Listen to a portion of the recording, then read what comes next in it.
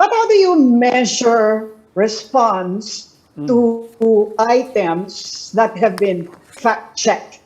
I mean, I just wonder if it even matters to people that certain items they read might have been wrong. And do they actually get back to it and check out whether that item that they just read is wrong? Because ang napapansin ko ngayon, Prof, is there's so much going around in chat groups. They pick up something from social media and then they blast it in their chat groups and it goes around.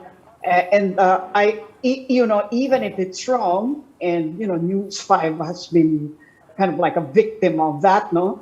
Parang we feel like nobody really says, ay, mali pala yun. And we have no idea whether it was indeed acknowledged as wrong, Yes, I know what you mean. I guess there's still a learning curve with most of the public.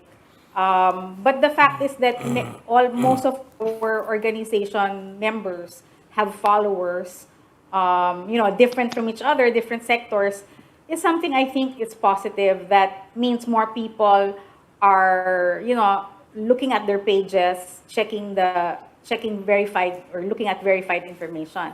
At the same time, now the problem is it's not just the disinformation per se, but the fact that they're using social influencers to spread it. In many Yes, times, yes. what's happening now, or one of the things that we observed is, for example, a group, a pre-existing Facebook group on, let's say, Filipinas cooking, right? So suddenly it was supposed to be all about food and sharing recipes, and then suddenly it's a presidential candidate's platform. They even changed the name. So how did this happen? And all the members of that group are suddenly caught unawares that the group that they had joined about cooking is now a political platform. And this is one way of when they share it with that in that platform, then of course it spreads faster because many members who don't check on a daily basis don't realize na nagagamit na pala sila. So okay, so far, how is this election looking like compared to 2019 in terms of the fake news going around? What we see is that there's more disinformation going on and a lot of rehash disinformation. So many times it has come out, let's say, in December. It comes out as something new again in February. So even our fact checks are kind of repetitive sometimes because there's a new angle to the same old fake information, right? So what we're seeing is a lot more activity, and one good thing is there are also a lot more of us to tackle the growing number of disinformation. So every day there's something new, and there's always, at least now we're able to post more fact checks on a daily basis because there's more of us also working. Prof, I'm sure you're aware that there are people who are fact-checking the fact-checkers.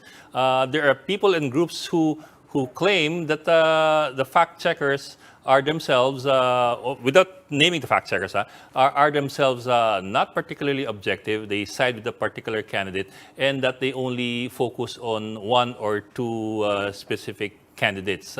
How do you address that criticism? Well, they can say that, but basically, we're trying to be as neutral as possible. But of course, if there are more disinformation coming out from one particular area, then naturally there are more fact checks in that area. So it's not about the number. It's not about siding with anyone. So it's depending on who is creating fake news, and that's what gets verified, and that's what gets fact checked. At the same time, we are discovering a few fake fact checkers, and I think that people have to be aware that there are some Facebook pages and groups that claim to be fact checkers but are not. And you can trace that by looking at their fact checks. It's not trending. One of the things that we look at in Tsek.PH are trending fake news. Kumbaga, nagte-trending siya, kaya namin kailangan i-verify para kumakalat na. hindi maloko ang public, no? But in this particular, let's say, fake site, they create their own fake news and then they pretend to correct it. Tapos dun mo lang makikita, you can't find it anywhere else on the web.